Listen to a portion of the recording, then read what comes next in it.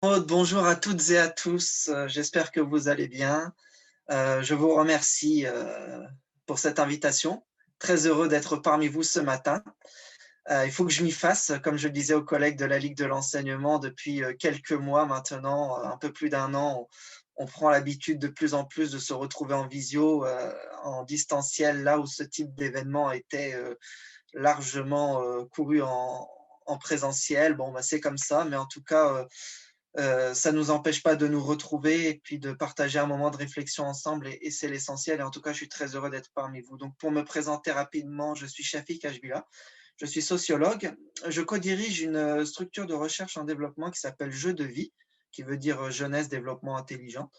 Et notre dada, c'est de nous intéresser aux questions de jeunesse, tout simplement, au sens le plus large du terme. À titre personnel, je suis surtout spécialisé dans les politiques de jeunesse. J'avais déjà réalisé, enfin j'ai réalisé un doctorat de sociologie sur les politiques de jeunesse et les jeunes des quartiers populaires, puisque je m'intéresse aussi beaucoup à la question de la politique de la ville, et je reviendrai aussi sur la pluralité de la jeunesse durant mon intervention.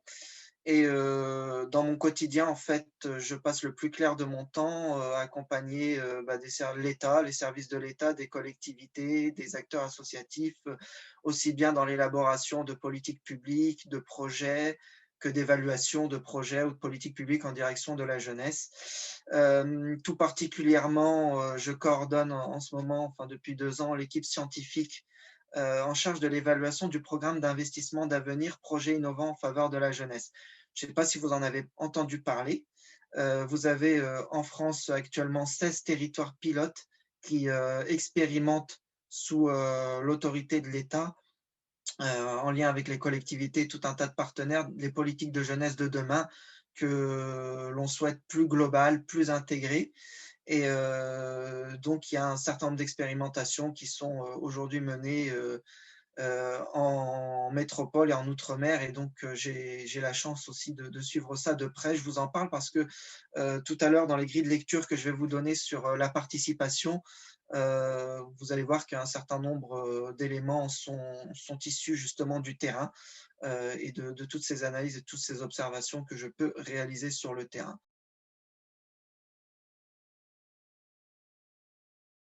Nous avons assisté à une introduction déjà extrêmement riche dans ce qu'elle fait ressortir en termes de mots-clés, d'orientation, de messages sur la participation des jeunes. J'ai été très sensible à l'introduction du président de la Ligue Gironde, mais aussi du président du conseil départemental, bien qu'elle fût plus courte, et puis les quelques mots-clés qui ont été les vôtres là à travers ce nuage de mots.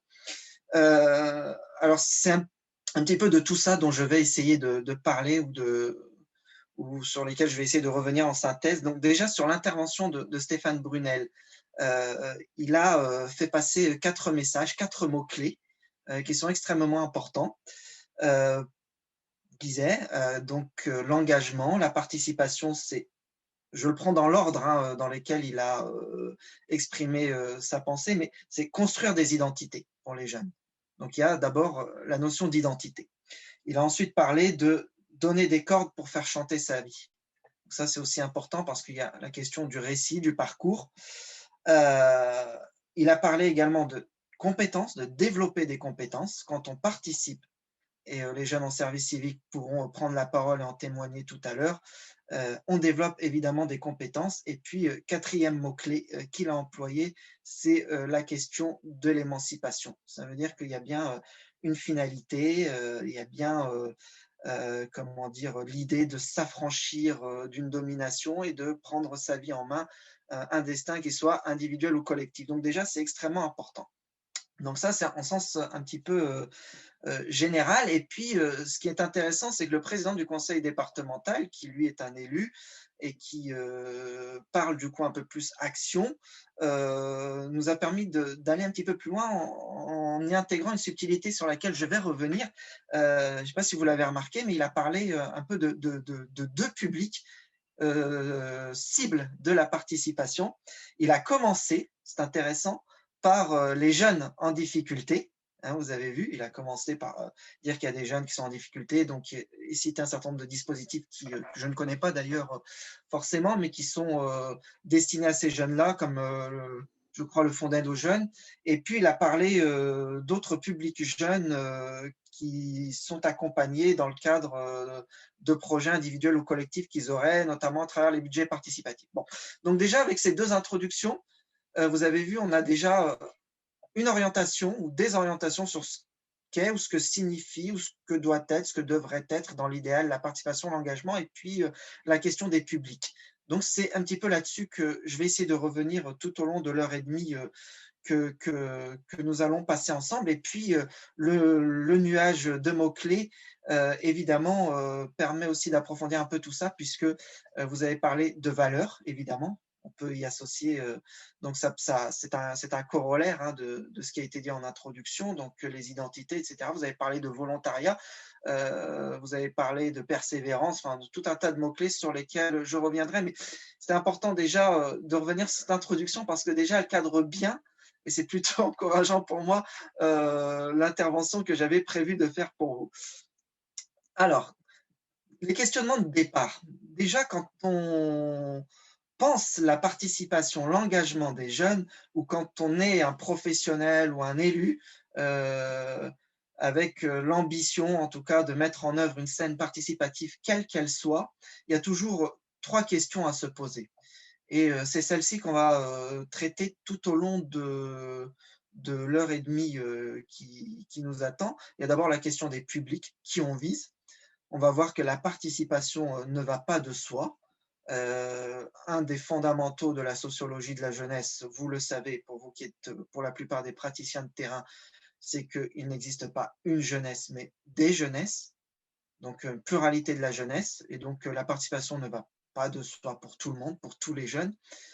Il y a la question de la demande de participation et d'engagement. Souvent, les adultes pensent à travers leurs normes, leurs codes, leurs référentiels pour les jeunes. Et pourquoi les jeunes devraient s'engager après tout?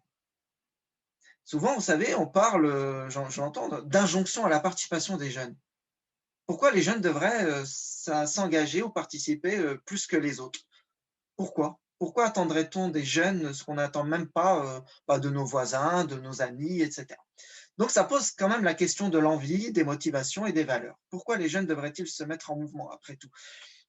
Et puis, troisième question, c'est l'offre. Donc là, on est dans un processus plus méthodologique, plus technique, c'est tout simplement comment les dispositifs participatifs et d'engagement doivent-ils être pensés, aménagés, qu'est-ce qu'on fait concrètement? Hein, une fois, alors autant les 2 premières questions, on est sur la question du sens, et ça c'est extrêmement important parce qu'on interroge le modèle de société, on interroge les valeurs, on interroge tout cela. Et la troisième question, elle est vraiment un peu plus technique, c'est comment on s'y prend, quoi. On est vraiment dans la méthode. Voilà. Donc, avant de rentrer dans le vif du sujet, il apparaît quand même fondamental, en tout cas, et un préalable nécessaire, c'est de revenir brièvement, ou en tout cas en quelques mots, sur quelques fondamentaux de la sociologie de la jeunesse aujourd'hui. Se rappeler un petit peu ce que sont les jeunes aujourd'hui et surtout interroger avec vous le modèle de socialisation. Dans un premier point de mon intervention, donc se redire quelques mots sur le modèle de socialisation. Alors pour celles et ceux qui ont fait des études de sciences sociales ou de sociologie, rappelez brièvement ce qu'est la socialisation. Alors je vais le dire de manière un peu jargonnante dans un premier temps, puis je simplifierai. La socialisation, c'est les processus par lesquels on prépare des individus à occuper, endosser des rôles sociaux dans une société particulière. Je vais le dire de façon plus simple, c'est l'opération que réalise une société pour fabriquer les individus dont elle a besoin. Et je vais le dire de manière encore plus simple, c'est la manière dont on prépare les jeunes à devenir adultes et jouer un rôle social dans la société. Donc ça, c'est extrêmement important. Ça, c'est donc la socialisation. Et donc la socialisation, forcément, quand on parle de rôle social, de modèle de société, etc., on interroge forcément les finalités, les valeurs d'une société. Et concernant le modèle de socialisation dans lequel sont immergés les jeunes depuis quelques dizaines d'années, il est guidé et orienté par un mot-clé, par une valeur cardinale que vous retrouvez dans toutes les politiques de jeunesse, dans tous les projets politiques en direction de la jeunesse, dans tous les projets éducatifs, quels qu'ils soient en direction de la jeunesse. Je mets ma main à couper que tout ce que vous avez pu écrire vous-même sur les projets éducatifs et de jeunesse font apparaître ce mot-clé. Alors, avant de revenir peut-être sur ce que je vais vous dire, j'aimerais qu'on fasse un petit jeu en 1 minute. Ce n'était pas forcément prévu, mais vous avez un fil de discussion. J'aimerais que vous m'écriviez ce mot-clé. Alors, allez-y. On va se prendre une petite minute avant d'y revenir. Juste pour tester où vous en êtes de mon propos, sur le fil de discussion. Allez, s'il y a un mot-clé sur le modèle de socialisation, sur les finalités du modèle de socialisation, ce serait quoi? Alors, émancipation, ouais, c'est pas tout à fait ça, mais ouais, c'est ça. Bah voilà, super. Bah écoutez, euh, Muriel Ramis, bravo. Alors, vous pourrez demander votre lot à la Ligue de l'enseignement, mais c'est ça, en gros, c'est l'autonomie. Ouais, vous êtes plusieurs à l'avoir trouvé. C'est l'autonomie. L'autonomie, c'est la valeur cardinale aujourd'hui des politiques de jeunesse et de tout projet éducatif en direction de la jeunesse, quel qu'il soit. Et donc, ben, c'est important d'interroger, de déconstruire un petit peu cet allant de soi. Mais cet allant de soi, c'est-à-dire que ça fait partie d'un allant de soi, c'est-à-dire que c'est des mots qui s'imposent aujourd'hui, avec lesquels on jargonne, que l'on sort à toutes les sauces, mais que finalement on déconstruit peu et on ne va pas voir ce qui se cache derrière le dessous de ces mots. Donc, l'autonomie, en tout cas, oui, je ne vous ai pas dit, mais dans ma présentation, j'ai aussi la chance de faire partie d'un conseil scientifique d'une fédération d'éducation populaire amie de la Ligue de l'enseignement, qui est les Franca.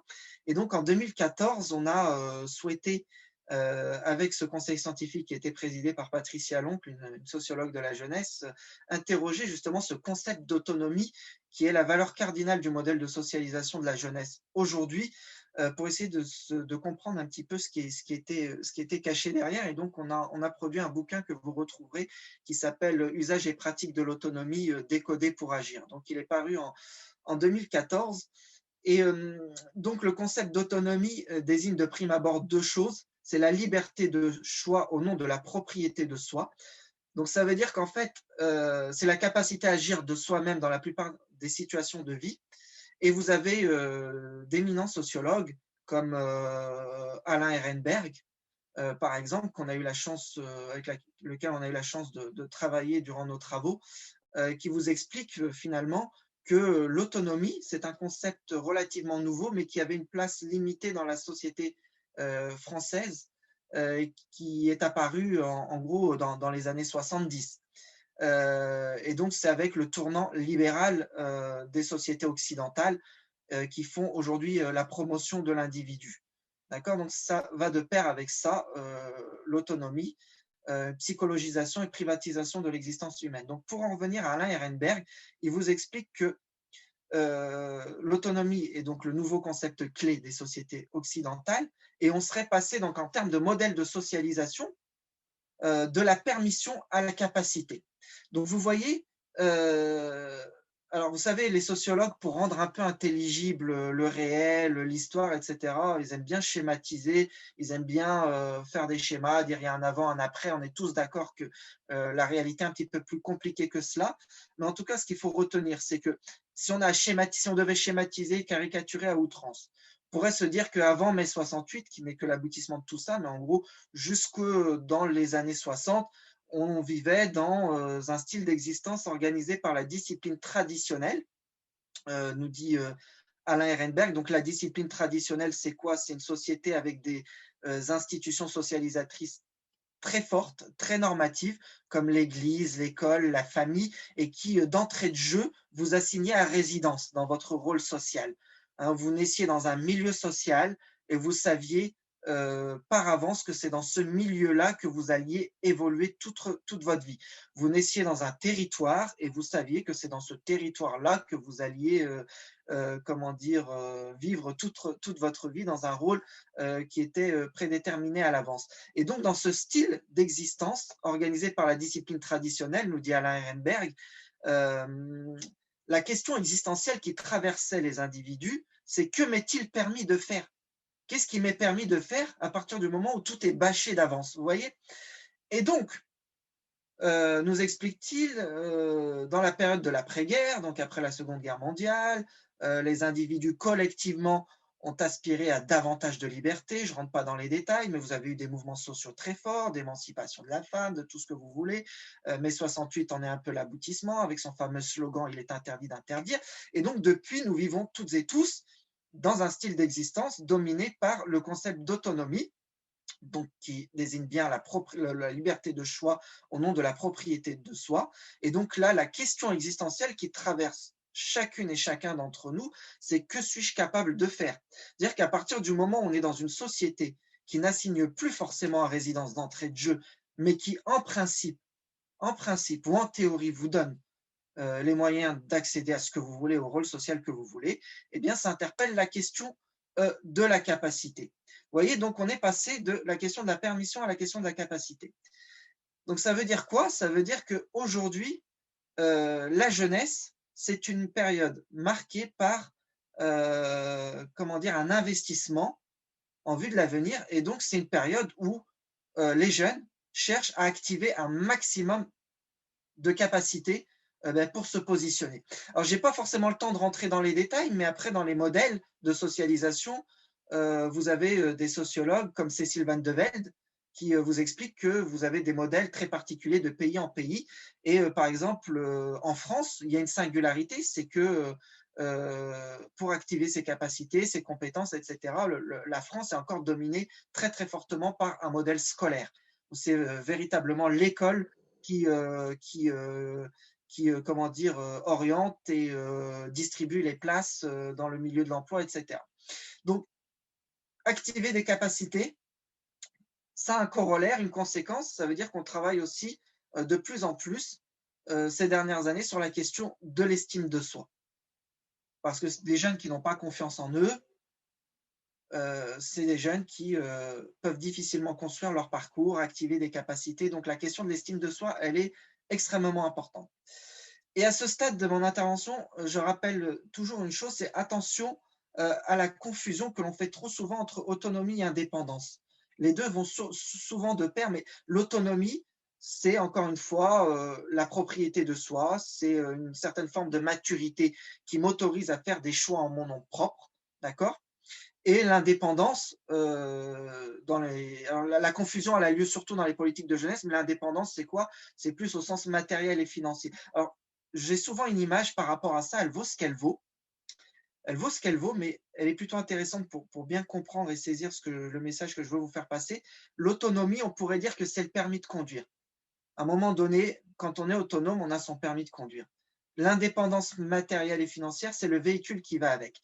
Et quel est le malheur de la jeunesse contemporaine aujourd'hui, pour une grande partie d'entre elles, c'est de ne pas être capable de faire converger ou de fusionner autonomie et indépendance, c'est-à-dire que beaucoup ont le permis de conduire, c'est-à-dire qu'ils ont les capacités, la maturité, etc., mais n'ont pas le véhicule qui va avec. Et donc, ce que j'entends par véhicule qui va avec, c'est la place sur le marché de l'emploi, c'est les moyens de s'épanouir dans son autonomie, c'est le logement, c'est tout ce que vous voulez, c'est tout ce que vont traiter les politiques de jeunesse. À ce stade aussi, il convient de distinguer adolescence et jeunes adultes, parce qu'évidemment, on ne travaille pas de la même façon avec le public adolescent qu'avec le public jeune adulte. Les deux n'en sont pas au même stade justement d'autonomie. Pour les uns, on va être davantage dans l'accompagnement éducatif, donc d'activation justement des compétences liées à l'autonomie, là où avec d'autres, avec les jeunes adultes, pour un certain nombre d'entre eux, on va davantage travailler sur la question de l'indépendance. Bon, je n'ai pas le temps de rentrer dans les détails. Alors ça, c'est le modèle de socialisation un peu global et général. Mais une fois qu'on a dit ça, je vous expliquais que il n'y a pas une jeunesse, mais des jeunesses. Donc, pluralité de la jeunesse. Donc là, en gros, on est sur un modèle de socialisation centré sur l'autonomie qui est le propre, vous l'avez compris, des sociétés libérales, occidentales, hein, dans d'autres contextes, dans d'autres territoires du monde, ça peut se passer différemment. Mais donc, on est sur un modèle d'une société occidentale. Et donc, la règle du jeu, c'est qu'on est tous égaux sur la ligne de départ, en principe. Et donc, on est tous capables. mais on sait bien que quand le coup de feu retentit et quand la course démarre, eh bien, vous l'avez compris, il y en a qui sont, beaucoup plus forts que d'autres, mieux entraînés, mieux préparés que d'autres à gagner la course. Et donc il y a autre chose aussi, donc du coup, à ce stade que je voulais, interroger avec vous, c'est, la pluralité de la jeunesse, mais aussi par rapport à la prééminence du territoire dans la socialisation et la construction des parcours. Pluralité de la jeunesse, pluralité des territoires. Heu, pour moi qui m'intéresse aux politiques de jeunesse, il y a, vraiment, c'est fondamental de penser justement la question de la jeunesse en lien étroit avec le territoire dans lequel, elle est implantée, dans lequel elle vit, parce que les territoires justement se développent inégalement. Ils jouent un rôle actif dans la formation des inégalités entre jeunes. Il y a des inégalités de territoire qui vont représenter de véritables inégalités sociales. Pourquoi? Parce que si la jeunesse est guidée par un objectif d'autonomie, c'est la période où l'on doit activer ses capacités en vue de se positionner. Évidemment, vous avez compris que pour se construire, les jeunes vont puiser dans les ressources de leur environnement immédiat.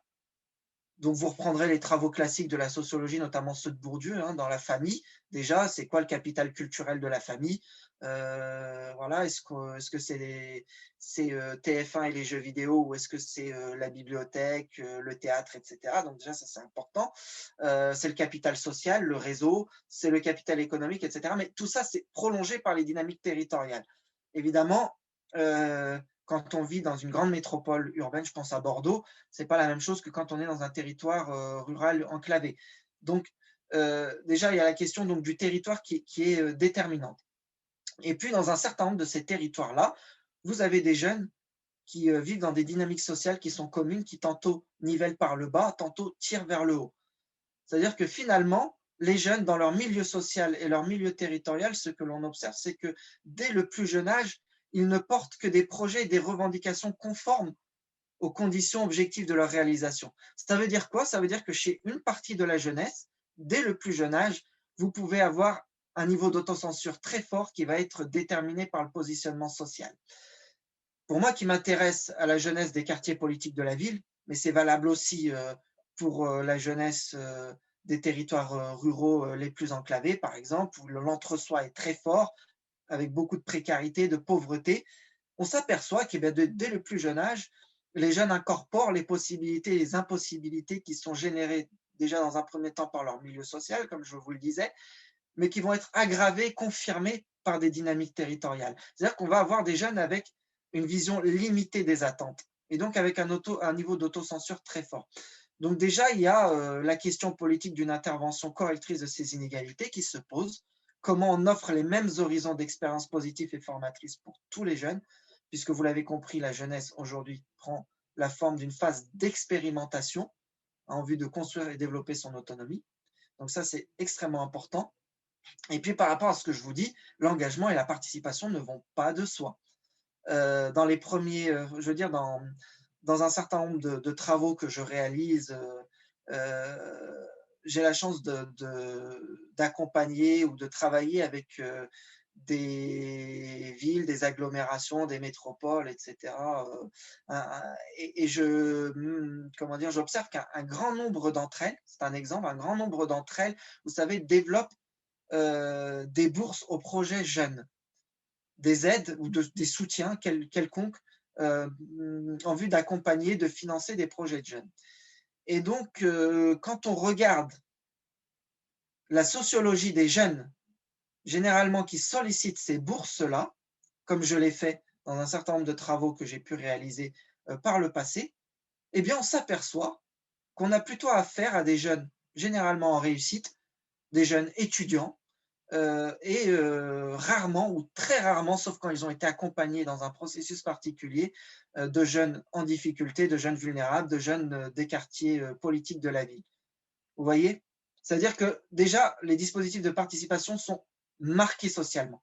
C'est valable également, alors on a des volontaires en service civique, peut-être qu'on pourra discuter avec vous un peu plus tout à l'heure, mais en tout cas dans la sociologie des volontariats en service civique, même si les choses se sont, la situation s'est beaucoup améliorée ces dernières années parce qu'il y a une conscientisation de l'État et parce que des efforts ont été faits en ce sens avec des dispositifs particuliers, mais le volontariat en service civique, il est aussi marqué socialement.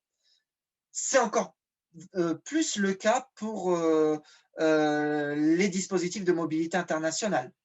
Avec Christophe Moreau, collègue sociologue, on a réalisé une étude assez approfondie en 2016 sur la mobilité internationale, avec la conclusion finalement assez frustrante que la mobilité internationale, c'est la Rolls-Royce de l'éducation de la jeunesse, hein, si on veut, de l'animation sociale, socioculturelle, tout ce que vous voulez, dans la mesure où il n'y a vraiment rien de mieux que la mobilité internationale pour faire grandir les jeunes et leur faire développer en un temps record des compétences, quelles qu'elles soient. Mais ce qui est hyper frustrant, c'est qu'encore une fois, les jeunes qui en auraient le plus besoin, les jeunes les plus en difficulté, sont ceux qui sont vraiment à la marge de ces dispositifs de mobilité internationale qui, encore une fois, intéressent ou impliquent pour l'écrasante majorité d'entre eux des jeunes en réussite, des jeunes étudiants, etc. Donc, ce que je vous dis là, c'est statistique à l'appui. Donc, ça veut dire quoi? Que l'engagement et la participation ne vont pas de soi pour tous les jeunes. Et pour reprendre la formule d'un philosophe célèbre, Johnny Hallyday, en l'occurrence, Johnny Hallyday disait quoi? Il disait l'envie d'avoir envie. Ça veut dire que, en fait, pour s'engager et pour participer, l'envie précède toujours l'action. Et l'envie, c'est quoi? C'est ça ne va pas de soi. Les jeunes ne se lèvent pas un matin en se disant c'est super, je vais monter un projet humanitaire en Afrique où j'ai envie de travailler pour mon territoire. Non, tout ça, ça s'accompagne sur le long terme. Comment dire, ça se travaille en lien étroit avec le monde éducatif, avec les ressources de son territoire, etc. Donc, c'est ce qui explique que généralement, un certain nombre de jeunes pensent assez naturellement ou assez spontanément ou sont en capacité de penser des projets humanitaires en Afrique et autres, et là où d'autres jeunes, ça leur viendrait même pas à l'esprit. Donc déjà, ça c'est un premier élément de sociologie de la jeunesse que je voulais partager avec vous en 2 points, c'est-à-dire qu'aujourd'hui, il y a l'injonction à l'autonomie, à construire son parcours, donc expérimenter en vue de se positionner. Et puis, il y a la question des inégalités sociales qui traversent justement la sociologie de la jeunesse. Et donc, si on n'y tient pas compte et si on y prend garde, eh bien, finalement, on risque de passer à côté de sa cible. Donc, s'interroger sur son action, c'est conscientiser justement la pluralité de la jeunesse et donc penser le ciblage des publics. Lina de Bordeaux, qui se pose une question, qui voudrait savoir, les bourses d'été sont-elles vraiment adaptées aux jeunes les plus en difficulté ou bien aux jeunes nécessitant seulement un petit coup de pouce? Les bourses d'été. Oui. Alors, il va falloir qu'elle précise de quelle Oui. bourse elle parle. Bonjour, peut-être que je peux préciser, en fait, c'était en rapport avec donc un dispositif qui existe à la mairie de Bordeaux qui s'appelle Bourse d'été et donc avec un ensemble de partenariats, mission locale, structure d'accompagnement des jeunes, etc. Voilà, permet à des jeunes de s'investir dans des structures associatives en contrepartie de quoi ils peuvent bénéficier d'une aide au permis, d'une aide au départ en vacances ou d'une aide vers l'emploi. Et donc, voilà, c'était pour partager en fait un échange que j'avais eu avec des partenaires associatifs qui se posaient clairement la question de savoir s'ils allaient s'engager dans ce dispositif qui était destiné aux jeunes les plus éloignés. Et ils disaient, mais nous, on a des jeunes qui correspondent pas à ces critères d'éloignement, de très grandes difficultés, mais qui auraient besoin de ce dispositif-là comme d'un coup de pouce où ça leur permettrait à eux qui sont étudiants ou en fin d'études et ça leur permettrait de passer un cap et du coup de sortir du quartier, sortir d'une forme d'engrenage en fait. Et donc, il posait la question de ça, en fait, du fait que le dispositif n'était pas vraiment adapté pour les jeunes les plus éloignés, mais plutôt pour ceux qui avaient besoin de ce petit coup de pouce. Donc, c'était pour vous partager cette cet échange. Ouais. Bon, là, alors sur le dispositif en lui-même, déjà, enfin, à travers ce que vous dites, il y a trois éléments qu'on peut quand même interroger. Il y a la pertinence, il y a la cohérence et il y a l'efficacité. La pertinence, c'est quoi? C'est le sens de ce que vous mettez en œuvre. Moi, tel que vous l'expliquez, là, les bourses d'été, j'ai rien à redire. C'est pertinent, c'est intéressant. On voit bien que ça peut intéresser une partie des jeunes, en tout cas que ça répond à la demande sociale. Donc, point de vue pertinence, pas de problème. La cohérence, je ne vais pas l'aborder, mais la cohérence, c'est les partenariats et les modes de mise en œuvre de l'action de manière plus technique que vous mettez en œuvre. Mais ça, c'est un peu plus technique, donc ce n'est pas forcément l'objet de votre propos. Et le troisième élément, c'est l'efficacité. C'est-à-dire que pour rendre efficace un tel dispositif, c'est quels jeunes on cible. Donc en fait, vous êtes en tension, vous, entre deux logiques entre deux logiques qui mettent en tension en fait tous les acteurs de jeunesse qui produisent de l'action jeunesse dans le ciblage des publics. Vous avez toujours une approche universaliste qui consiste à dire que finalement ce que l'on met en œuvre doit s'intéresser à tous les jeunes. C'est-à-dire sans distinction d'appartenance territoriale, sociale, socio-économique, etc. Donc ça, c'est une approche universaliste dans le ciblage des jeunes. Les bourses aux projets jeunes, en théorie, elles sont universalistes, c'est-à-dire qu'elles ne ciblent pas une jeunesse plus que d'autres. Et puis, vous avez une autre approche que l'on pourrait qualifier d'approche ciblée sur des jeunes particuliers, sur des groupes de jeunes particuliers, au nom justement de la lutte contre les inégalités sociales, etc. La politique de la ville, par exemple, dans les dispositifs qu'elle met en œuvre, elle n'est pas universaliste. Elle s'intéresse et elle le conscientise, et c'est un choix politique sur des jeunes qui sont les plus en difficulté. Donc, vous, la tension dans laquelle vous êtes, et pour laquelle je n'ai pas de réponse parce que je ne connais pas suffisamment votre terrain, votre dispositif, etc. Mais je vois bien qu'en tout cas, vous êtes dans cette tension entre logique universaliste et logique ciblée. Le risque de la logique universaliste, c'est une fois qu'on a dit que ça s'adresse à tous les jeunes de manière indifférenciée, c'est qu'on laisse échapper un peu le truc et qu'on retrouve toujours les mêmes au final. Hashtag dispositif de mobilité internationale où vous levez les statistiques et vous n'avez pas un seul jeune des quartiers politiques de la ville là-dedans, par exemple. Donc voilà, donc ça c'est le risque. Donc finalement, que vous dire si ce n'est que c'est un point d'équilibre à trouver, quoi, un point d'équilibre à trouver, et puis souvent c'est le budget qui est juge de paix, quoi. Est-ce que le budget est extensible? Est-ce qu'à un moment donné, le budget force à faire des choix? Le budget est souvent juge de paix, mais il y a quand même, en tout cas, la question que vous posez, fondamentalement, c'est une question très politique, en gros. Voilà.